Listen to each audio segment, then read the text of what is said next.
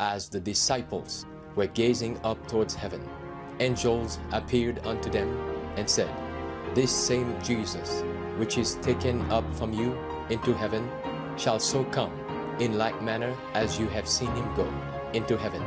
This is your daily devotional. Maranatha, the Lord is coming.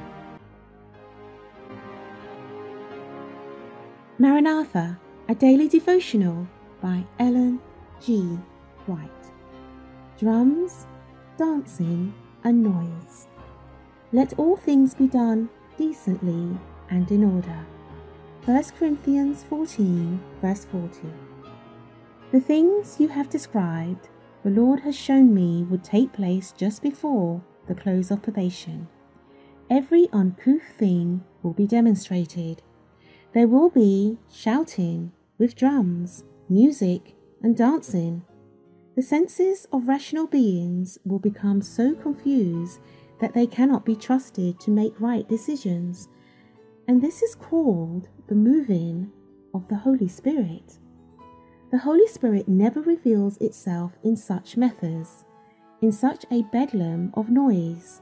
This is an invention of Satan to cover up his ingenious methods of making of none effect the pure, sincere, elevating, ennobling, sanctifying truth for this time. A bedlam of noise shocks the senses and perverts that which, if conducted aright, might be a blessing. The powers of satanic agencies blend with the din and noise to have a carnival, and this is termed the Holy Spirit's working. Those participating in the supposed revival receive impressions which lead them adrift. They cannot tell what they formerly knew regarding Bible principles. No encouragement should be given to this kind of worship. The same kind of influence came in after the passing of the time in 1844. The same kind of representations were made. Men became excited and were worked by a power thought to be the power of God. Men and women supposed to be guided by the Holy Spirit held meetings in a state of nudity. They talked about holy flesh.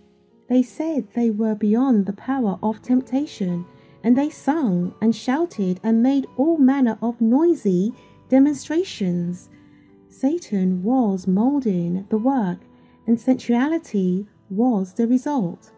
The cause of God was dishonored.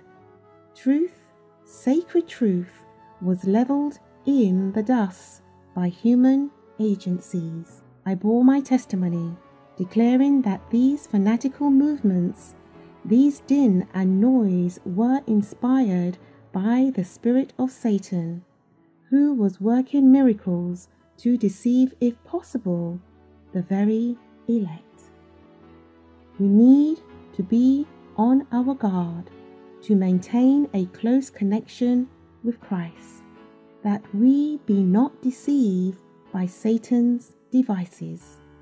The Lord desires to have in his service order and discipline, not excitement and confusion.